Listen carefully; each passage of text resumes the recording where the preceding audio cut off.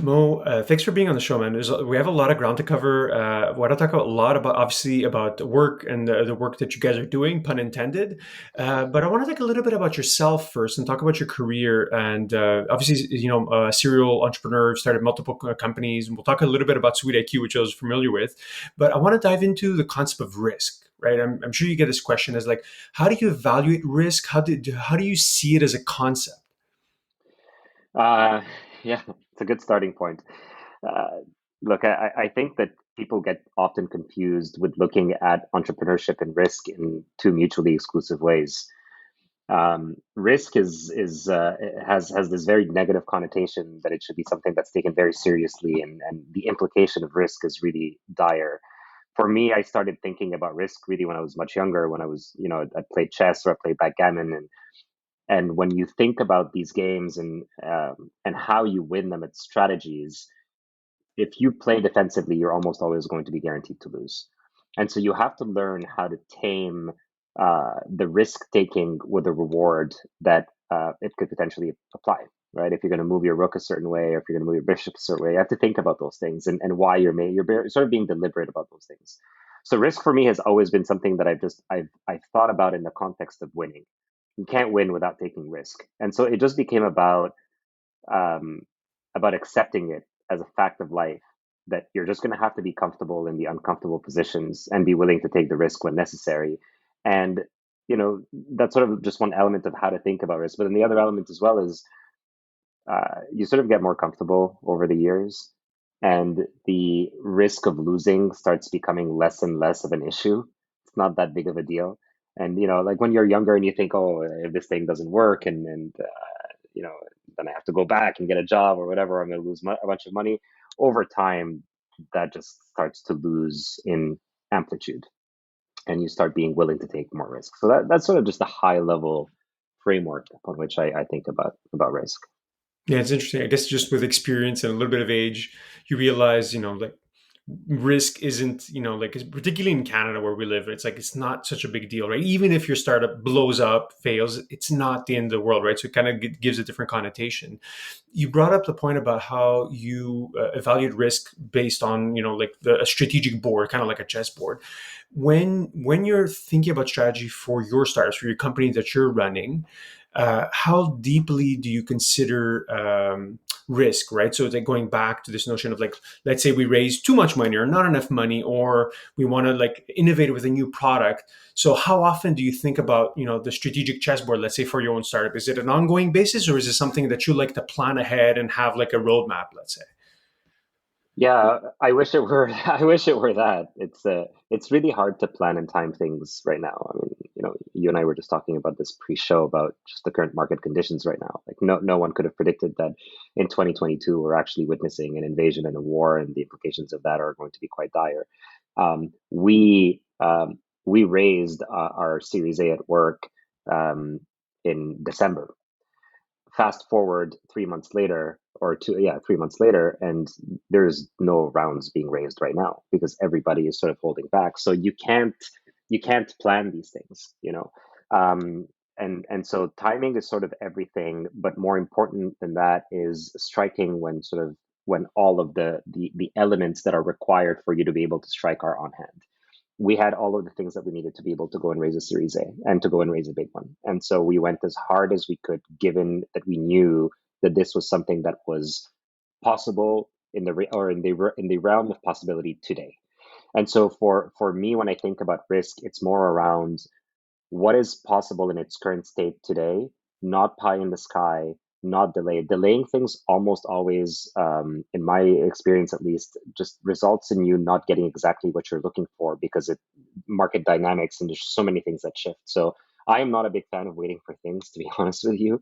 I think that you sort of try and work really hard towards getting to the state that you want to get to sooner than later, making sure that you have all of the resources around you, and then you sort of assimilate risk on a situation by situation basis.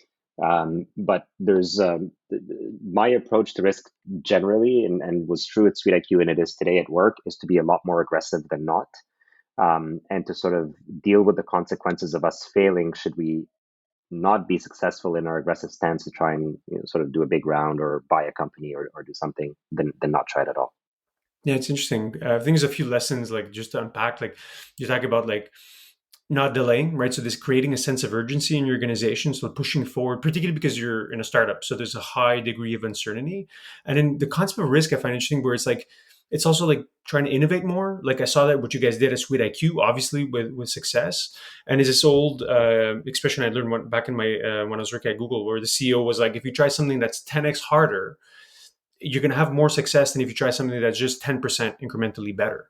That even if you fail, you're going to learn something that you didn't if you're trying to do the thing that's only 10% better. So I find you're kind of applying a similar lesson to the work that you guys are doing.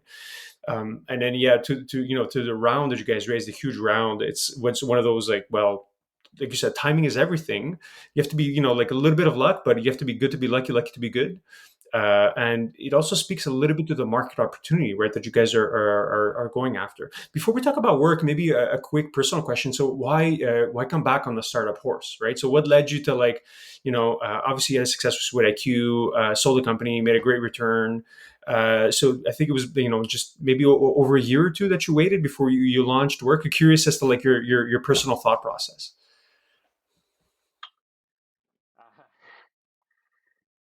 You're bringing me back down memory lane, which I think is always insightful from time to time.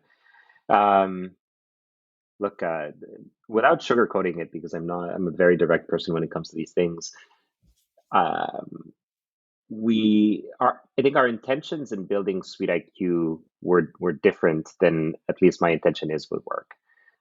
Building SweetIQ was out of sheer desire to just building something that we thought could be successful, and capture a market opportunity that we saw and had conviction was going to be something meaningful.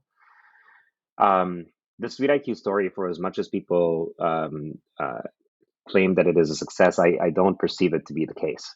We did well building a company in an industry that was difficult, and we tried really hard and learned many lessons and burned through many people. And we raised money, we bought a company, it was great. I was never personally proud of the product that we put out to the extent that I wanted it to put it out. Mm. And a lot of it just there's no sort of finger pointing and saying it was one person's fault. We were just all relatively inexperienced. We were building the plane while we were flying it, like basically everyone else. And so when we sold, for me, the money wasn't the end goal. I really wanted to do something that I was very proud of, and I didn't get that closure with SweetIQ. When we were acquired, I spent 2 years at Gannett, the company that acquired us, and watching how a $4 billion publicly traded company operates. And I was sort of disappointed. I was disappointed in that I thought that the lessons that I would learn there would give me more insight about how better organizations are run. And they really, not to speak ill of them, they're obviously a much better run organization, but it was very corporate and very uptight, and there was not a lot of innovation. And so I felt the need and the desire to try something more. But my intention into this was really leaving a stamp. You know, I get asked often by entrepreneurs that want advice about doing their thing or whatever. I ask them if they're doing it for the money or for the glory. And if they're doing it for the money, you're going to see almost always that they're going to cut corners, that they're going to do things half-assed. But if they're doing it for the glory because they actually believe in this thing, and if at the end of this journey that is the thing that they're recognized for, it's a completely different ballgame. Work for me is that. It's a statement piece that I'm making. I put all of my personal capital, my social capital, my all of it into this because I believe that there's a world in which this solution needs to exist because it has an impact on humans. And we'll talk about it in more detail, but it was really about a matter of doing something more meaningful, but also recognizing that you can be aspirational as much as you want, but if there's no true business model to it, then it doesn't matter. And so it's rare when you find something that can be aspirational, that also has a massive market, that also where also investors buy into this whole big story and the team that you've built, and the fact that you're now coming in with a repeat experience, having sort of been cut a million times, and sort of the pitfalls to avoid. That's why I wanted to do this one. We're ready for it. The timing was right. Yeah, you have this the scars basically that prove that, hey, like I'm gonna have more success this time around. So many great lessons, Moman. Like, first of all, appreciate the candor and the openness. Like, obviously from an external perspective, like we're talking about before, I know Mike a bit, and we chat, and I followed your story through him. And for me, it was always like, you guys are killing it, right? Like SweetIQ was always this, like for me, a marquee Montreal startup in this market. So hearing you say, hey, like I think we could do more and have a bigger impact, I appreciate that, right? Because it's like a lot of companies, like you said, you could be a mercenary or missionary. And I feel like with work, with what you're building, it seems like it's tied deeper to your personality in terms of what you want to be doing. So maybe let's dive into it. So like maybe give people that are not familiar with the work a high level. What is the business? What you guys are doing? Yeah. So we came into this industry with 10 years of building SweetIQ and then subsequently at Gannett. And one of the challenges that we faced both at SweetIQ and Gannett, and frankly in all the other businesses that I've ever been involved with, is just the challenge of how do we deal with scaling the delivery of our work. So if you think across any organization, you have processes internally that just need to be done. You need to generate leads, you need to clean them up, you need to put them in the CRM, you need to generate reports for your clients, you need to onboard users. There's just these very voluminous tasks or tasks that have a very large volume that need to be done repetitively day in and day out. We had that challenge at SweetIQ in that we were building listings for clients. I needed to get a client listed in Google Maps and Yelp and Facebook and TripAdvisor, all these different directories. Now, not all of them had APIs, and some of them had batch files that needed to be processed. Others had forms that needed to be filled out. So it was this weird hybrid world where some bits could be done by machines, others could be done by humans, and so on. We started looking at all the different solutions that existed that touted automation, and we were just constantly underwhelmed. They either just provided one small piece or just the API piece, or they didn't allow us to say this should be done by a human or a machine in the bot. So we started conceptualizing of what a world would look like if we had sort of a hybrid delivery engine that would allow you to describe a process in simple steps and then sort of delegate the deliverability to a human or a machine.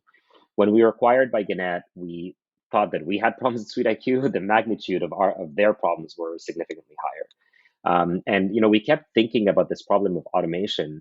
And while I say this, you have major companies like, and your listeners, I'm sure, are probably familiar with like Zapier, for example, or tools like Workato, or others like UiPath and Blue Prism.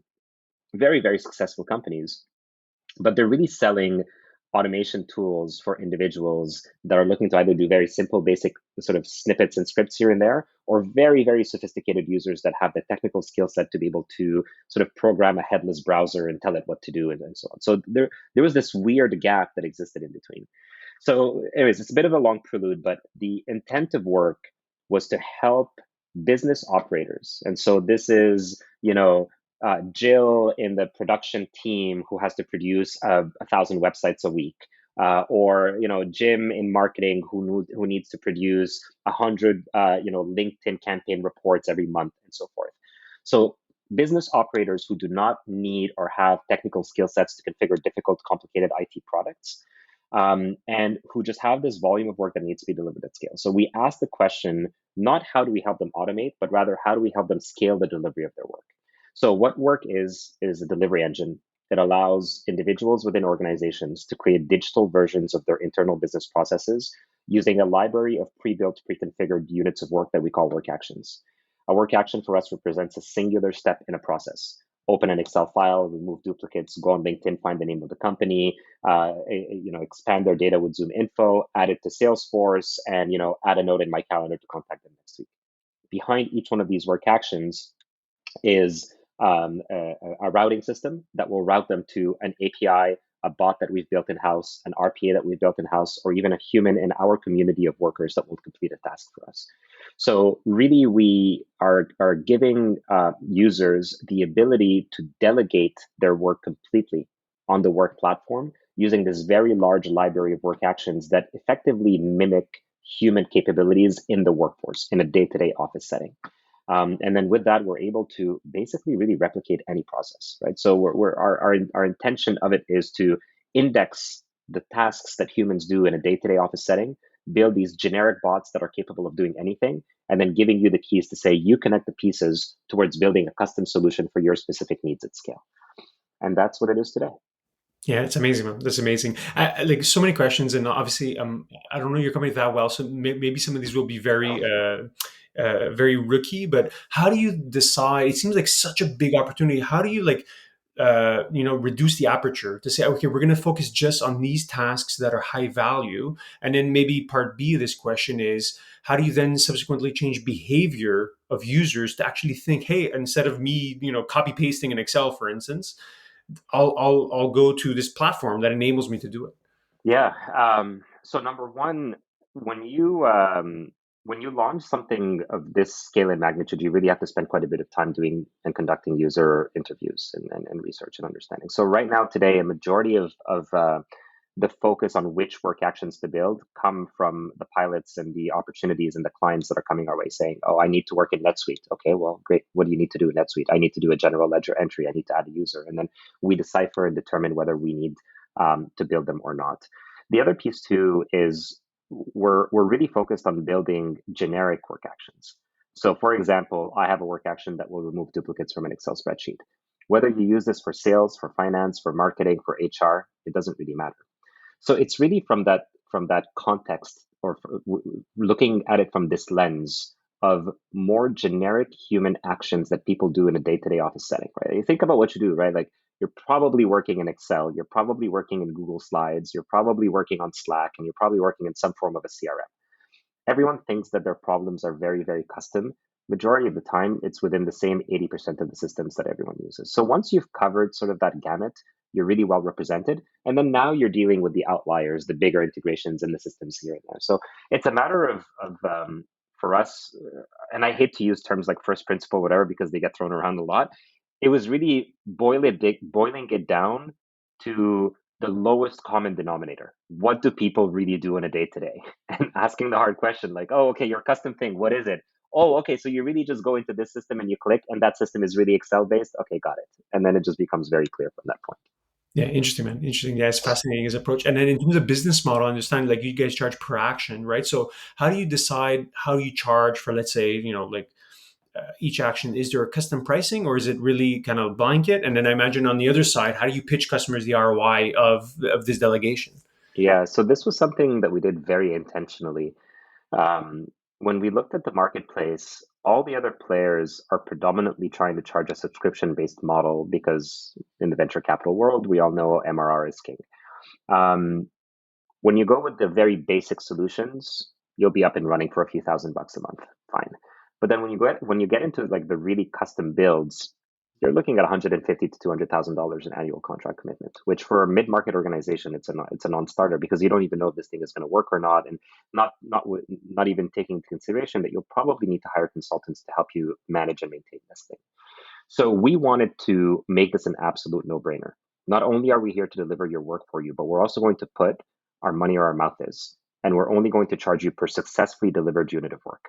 So if you come and map a workflow for me, which is to generate a document or generate a report for a client, and the workflow is go on LinkedIn Campaign Manager, extract a bunch of data, go on Twitter Ads Manager, extract a bunch of data, take this Google Slide template, put in all the information from Twitter and LinkedIn and Facebook if you'd like, build a chart, summarize it, save it in PDF, and put it for me in a Google Drive. And I come back to you and say, okay, Nectar, it's going to cost you $1.75 per report. And you use it as much or as little as you want every single month. And you only pay for what you use. It's a no-brainer of a buy. The conviction that we had in this industry is that organizations aren't going to be interested in doing this for one workflow. They're going to be interested in doing it for all the workflows. So I'm buying and endearing my way into a sort of foot through the door shoehorn to be able to get in quickly, remove friction from the buying process, which is a problem that happens in every single tech company. Make it an absolute no-brainer so that even if the person that wants to use it usually has to go and get corporate approval for it, in this case, they'd be willing to put it on their credit card because it's a small charge to get started. And then build a grassroots movement from the bottom up into the organization that now, hey, all of a sudden, hey, what is this work thing? What's it doing for us? And oh, I'm getting an email from her. I'm getting a Slack notification from work. It's bubbling it up. We're trying to really become synonymous worldwide with the delivery of work. And for work to sort of become the ephemeral, omnipresent assistant in everyone's desktop, everyone's system, everywhere. It's just doing things for you. You're working in a Word document, you highlight a paragraph, you right click, work is there, and you're able to delegate to a copyright, to a legal review, to an HR review, or to onboard it onto your employee portal. These are all things that are within the realm of possibility. We're just envisioning it into this sort of like much more integrated experience. And that's where the pricing model on a per delivery of unit of work comes in. It makes it so much easier to remove the friction. Yeah, it sounds like you're describing like the classic kind of like product led growth versus like a more sales led growth. How do you think about your go to market motion in that sense? Because, like you said, you want to go in, get individual users, they sign up versus the classic, like suit and tie and knock on the door, big enterprise deal. Yeah. How do you balance the two? You don't. You actually do them all. So, like I mentioned earlier, our interests are nothing short than to really completely reinvent how humans work. And in order to do this, you can't neglect one go-to-market for the other. One of the reasons that we've raised such a substantial round of financing is to actually be able to figure out multiple different go-to-markets at the same time. Now, some are going to work better than others, there's no doubt. The challenge with going against very large incumbents is that they've spent a lot of money educating the marketplace in a specific direction. We're coming in with a slightly contrarian view, and it's exciting, right? Because the prospect of it is really interesting. But you're still selling into the CTO and the CIO and the VP of transformation and so on. So it's slightly harder sale, but we're doing them. We started off with a traditional B2b sales model because it's just a true and tried and tested model, and it works. And the results have been really, really strong. Our intention now is by the middle of this quarter, well, Q2, is to launch our self-serve platform. And so you'll be able to go in yourself and start engaging with it. You won't be able to launch your own workflows, but you'll be able to start developing them and designing them. And so we'll sort of go from a do it for me model to a do it with me model to a do it yourself model over the course of the next 12 to 18 months. And that shift in perspective is going to be sort of very intentional as to when we decide to open certain things. How do we think about reseller models? How do we think about embedding our solution as an OEM into other technology solutions? There's a lot of different angles here. And then at what point do we even decide to make every single one of our work actions effectively a public API that anyone can consume at a specific fare per unit of work? So there's a lot of angles here. And it's not which one to do or which one not to do. It's more which one to do first, and then second, and then third, and then fourth. Yeah, I was gonna say, how do you prioritize, man? Because I just think like you really just blew my mind. Where it's like, okay, now let's say you can be present on platform marketplaces, right? So let's say on Mm-hmm. a Shopify or a Salesforce and partner with big existing ecosystems, and like that will resell, your platform. So yeah, I was gonna say actually, well, on this point actually. So you obviously just raised a round. How do you judge the classic total addressable market, right? So I think it's early, and you guys are still figuring out how big the size of the pie is, but how much conviction do you have that, hey, this is not just this, like a small idea, it's actually could be much bigger than anyone assumes? Yeah. As part of your product market fit discovery phase, one of the things that you absolutely need to go through is to understand who's absolutely going to be willing to buy this and who's absolutely not going to be willing to buy this. Um, to our unsurprising surprise, we haven't been able to find an organization that isn't willing to buy this. At the end of the day, it just boils down to the individual. We're building this for the business user or the production user or even the individual. And this is sort of like a lesson learned from us from the SweetIQ days. I remember sort of going in and pitching the McDonald's of the world, and everyone would be scared. "Yeah, we're going to pitch McDonald's," but it's just a bunch of people sitting around a board table. And so, to the extent that you learn that to disassociate the brand from the individual, it makes it a lot easier. So we've really built this for humans within the workforce to be able to alleviate a huge pain point that they have.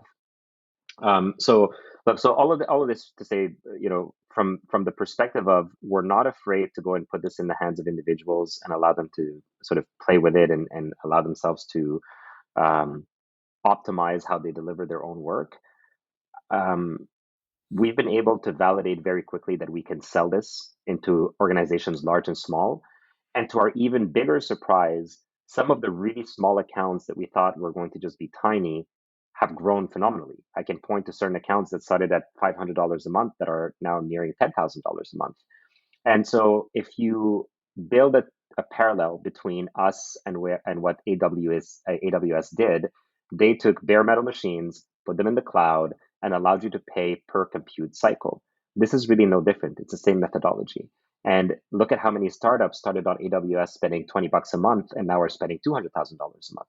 So it's the same context in terms of growth. So for us, what really gave us conviction that this was going to be a huge market, and you talk about TAM, we're actually struggling with figuring out what the total addressable market is here because we can sell it to every organization worldwide. Everyone. We are vertical agnostic, industry agnostic, we are horizontal by design. So you take all of these pieces and you're like, okay, I've got a horizontal play in a huge market that is absolutely necessary, that is recession proof, hopefully war proof, God forbid that it goes that way. But that also has great margin profiles on a per work action basis and has a land and expand strategy that seems to be working, and that clients will come in and then within the first 2-3 months they go from one workflow to multiple workflows. You start seeing that sort of the writing is on the wall that this could be something really big. Then it begs the question that you asked, which is where do you start? And that's the fun part right now, which is the messy middle that we're in. Yeah, yeah, interesting, man. Yeah, and if I zoom out, like, in, let's say, hopefully post-pandemic world, one of the hypotheses I have is that all creative work is going to be what humans do, right? All repetitive automation will be done by machines, right? And so you're Mhm. just helping accelerate this trend. So if your day job is copy pasting rows in Excel, a machine's going to come along and do that better, right? That's Which I exactly think right. is a good thing because technically should be very, like not rewarding or fulfilling as a job. So it will liberate people to actually work on what people are good at, like hard, Yeah, creative problems. it's such an important conversation, Nectar, because automation has been getting this bad rep that it's going to displace the human out of the workforce. And I think that it's just plain wrong. I think that we owe it to ourselves as humans to put ourselves in situations where we have to evolve and have to become better at what we do. Our human cognition is everything that we've got. And so, if you'll recall, I said probably, hopefully, multiple times on this podcast so far, we're building this for humans first versus organizations first. And the reason that that's the case is because our end objective here is to take an individual who's making $100,000 a year, who's spending 5 days a week, 9 to 5, 8 to 6, whatever their hours are, doing their work. If we can give them the work platform and allow them to take away 20, 30% of what they do and let them even pay for that for themselves, not even through the organization, right? If it costs you $1,000 a month out of the $10,000 that you're making or the $8,000 that you're making a month to go and automate 20 to 30% of your work. Well, isn't that interesting that all of a sudden now the human becomes optimized in that it frees up an entire day of their work because their work is still getting delivered. Their employer is still going to make that, pay them $100,000 a year. Who cares if if they've been able to actually delegate that portion of it? I remember this was a while ago. I don't remember when it was exactly, but there was an article about this. I think it was a programmer. I believe he worked for a bank who outsourced himself, his jobs, his tasks to two programmers in India. And they were doing something like programming, I think like 50 or 60% of his work, and he was just doing the rest. And he was, making $250,000 a year, and he was paying them, I think, collectively 30 grand or something, right? And he ended up getting fired because of security and stuff like that. But anecdotally, if you think about it, what a smart move.